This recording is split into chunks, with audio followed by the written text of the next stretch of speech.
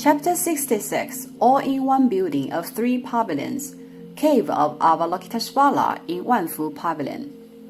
In previous chapter, we ended with the introduction of Wanfu Pavilion, number 24 on layout, and the giant Buddhist statue of Madhya. I shouldn't have spoken too quickly. In terms of contents, course of Yonghe Palace can be divided into 2 fields. One is storytelling, and the other is logic deduction.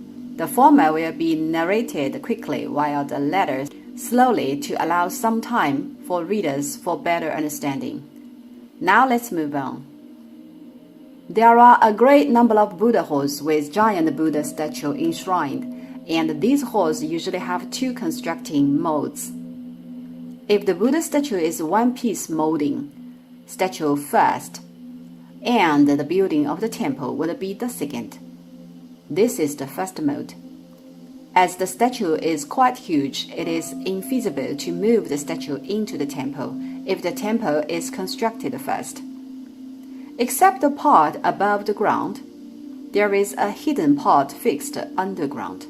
Just imagine, if temple comes first, how can you bury the hidden part underground? Therefore, for one-piece mold statue is erected prior to the temple. If it is not one-piece molding statue, then it will be much easier. For instance, the 6.1 meter statue of Tsongkhapa in the Faren Hall, number 21 on layout, which is not made by one piece, but the method of copper hammering, 铜制锤叠法. It was made in the hall. Thus, this is the second and easier mode, which means that temple comes first and the statue afterward. When the genius was quite a hit in the 90s of the last century, 20th century, the giant Buddhist statue of Maida of the Wanfu Pavilion has been applied for the Guinness World Records. Well, it successfully set the world record in such large size, though as a matter of fact there are other Buddhist statues in China which are larger. We will not compare it with the Leshan giant Buddha, which is massive, since the comparison is not equal, as the Leshan giant Buddha is a stone sculpture carved out of a cliff face. We would like to talk about the Buddha statue in temples. The big bronze Buddha statue of the Tashilongpo is 22.4 meters in net height. The wooden statue of the 1,000-armed Avalokiteshvara of Puning Temple, Chengde, is 22.3 meters in height. They are both taller than the giant Buddhist statue of Maida. However, from the perspective of a single piece of white sandalwood, namely a whole tree, the giant Buddhist statue of Maida of Wanfu Pavilion is definitely the biggest, and it quite likely deserves the Guinness World Record in its size. There is not much worth mentioning on the statuary form, as we mentioned that statues of Tibetan Buddhism have little room to develop or create. Pratima Mana Lakshana, Canon on the Measurements of Sacred Images, 造像度量经. Pratima Lakshana, Canon of Iconography, 画像度量经. Mahayana Pratima Mana Lakshana, Canon of Sacred Images of Mahayana, 大乘造像经, are the sutras to standardize and regulate. Therefore, it is not of much distinctive highlight. The only distinctive feature is about its mudra, hand gestures. Usually, the tour guide would introduce the mudra performed is called gestures of subjugating the heaven and overwhelming the earth, which is not a professional explanation in terms of Buddhism. In Buddhism, it is depicted as gesture of Dhamma Chakra Mudra, teaching gesture, performed in left hand, Tajani Mudra, gesture of vigilance, right hand. Being of the Tantric mudras, Tajani Mudra is a sort of mudra representing evil spirits subduing. Therefore, the Maida giant Buddha, a giant standing posture statue, Also, Maitreya is a statue of Tibetan Buddhism instead of Han Chinese Buddhism. Statues of Maitreya of Han Chinese Buddhism do not perform such gestures. As said, Wanfu Pavilion has 3 stories. On the second and third story, a great number of Buddha niches and Buddhist statues are treasured, and the 41 serial tankas called History of the Treasure Tree of Jataka stories. Jataka is stories of Buddha Shakyamuni's previous lives, are painted on the walls surrounding the first story. These tankas were presented as tributes brought together with the giant sandalwood. In front of the tankas enshrines 3 Buddhist niches, in which 18 wooden arahats of the Ming Dynasty are placed and enshrined. But there is no record of when it was brought or where it came from. Also, there are book cabinets treasuring another version of Tundra. That's all the introduction of the inner layout of Wanfu Pavilion.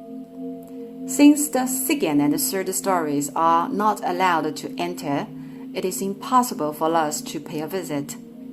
And we will elaborate on tankas as a separate subject when we introduce the Banchan building, number 23 on layout. Thus, we will leave the introduction of tanka later. Moving out of the Wanfu Pavilion, let's take a look at the whole architecture of the one-piece building of 3 pavilions. The middle one is called Wanfu Pavilion, flanked with 2 other side pavilions. The left one is called Yonghe Pavilion, number 26 on layout, and the right, Yanghe Pavilion, number 25 on layout. A revolving stand is installed in the Yonghe Pavilion. The revolving stand is an exquisite mechanical equipment constructed with sculpted wood. A gentle push, plop. The retracted wheels of the revolving stand will then elegantly fall, and the huge wheels will lift and go round in the air merrily. Many sutras are inscribed on this huge wheel.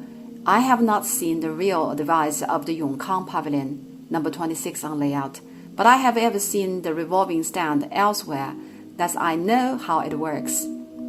Since the Yonghe Pavilion is not open to public when I visit, it has never been open to public as a matter of fact. I cannot explain the one in the Yonghe Pavilion in details then. However, this fine device is nothing rare, as it is available in many other temples of Beijing. Some are big and some are small, but are all made of wood. It is in a way like the prayer wheel of Tibetan Buddhism. One round of revolving implies the ever-turning of the wheel of the law. In other words, pushing the revolving stand to go one round is equivalent to chant the sutra one time, as sutras are inscribed on the wheel. In the past, 99% people were illiteracy. Hence, it is faster to push the revolving stand than reading Buddhist scriptures. The right one is called Yanghe Pavilion, number 25 on layout, which also contains a fine and delicate wooden gear. The revolving stand goes around upon pushed, while this wooden gear is called Buddha appears when the lotus is in blossom. I'm not sure whether you have ever played a toy during your childhood. When the lid is pushed, the lotus will be unfolded, and a Buddha statue is seated in the center of the lotus throne. Upon pushing the mechanical gear, a big wooden golden lotus rises, and the lotus blossoms at the moment with its petals stretching. A statue of Shakyamuni sits up straight in the center of the lotus. The origin of the story is exactly the birth origin of Shakyamuni. As said, the Buddha was born from lotus, right?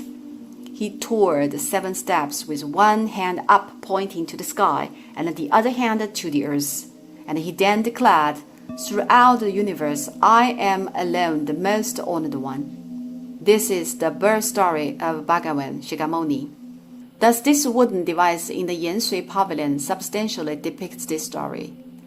But I would address that the revolving stand in the Yonghe Pavilion is a Buddhist ritual implement, which is of great importance and ranking, whereas the device of Buddha appears at the moment the lotus blossoms is not a ritual implement, but a toy made by the palace workshops of the Hall of Mental Cultivation, Yangxingdian. Why? There are no such ritual implements in Buddhism, as Buddhist disciples are super faithful when worshipping Buddha, right? It is a serious and a grand behavior to worship the founder of Buddhism. You put the statue of Buddha into a mechanical toy, which opens with a push and closes with another push. This is an entertainment, right? Therefore, it certainly is not made by Buddhist disciples. It was probably a toy made by the molding and sculpture workshop, the palace workshops of the Hall of Mental Cultivation. In addition, I have just heard about this toy, but never seen the real object since the Yansui Pavilion has never been open to public, at least not during my visits. As said, the position of the Wanfu Pavilion was the Avalokiteshvara Hall of the times of the Prince Yonghe, right?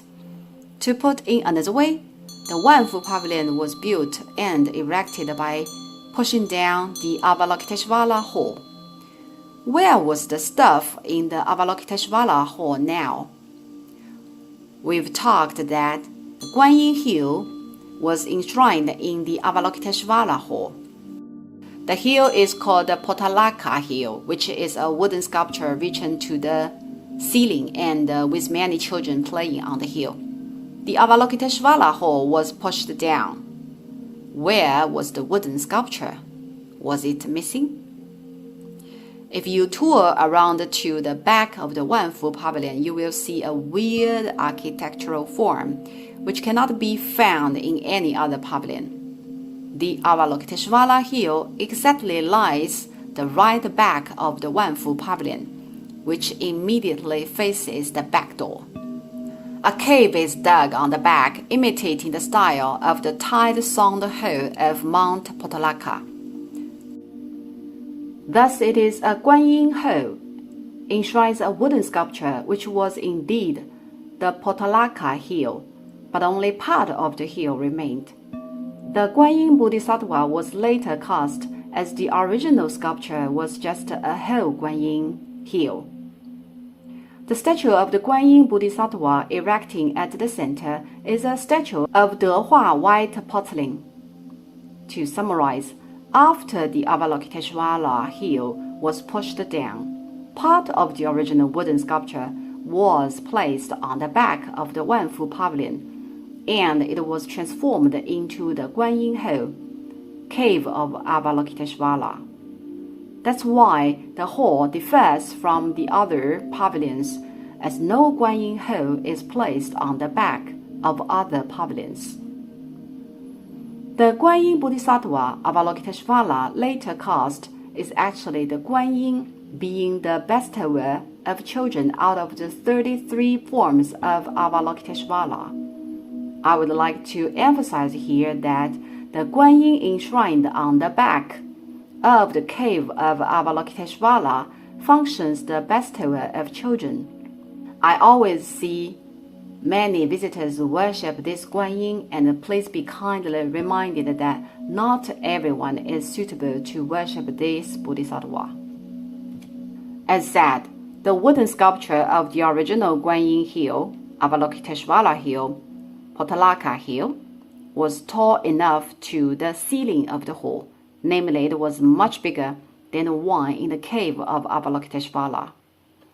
The one in the cave was just a small part cut from the original one when the Wanfu Pavilion was constructed.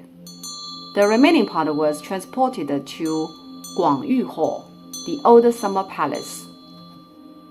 We've talked that the old summer palace was the imperial gardens bestowed to Prince Yonghe by the Kangxi Emperor. It's known to all that The old summer palace was later ruined by the 3-day burning. The extant part of the Potalaka hill we may see presently lies silently in the cave of Avalokiteshvara. Thus we've finished the introduction of the whole structure of Wanfu Pavilion, which is the all-in-one building of 3 pavilions. And we may turn back to the Wanfu Hall.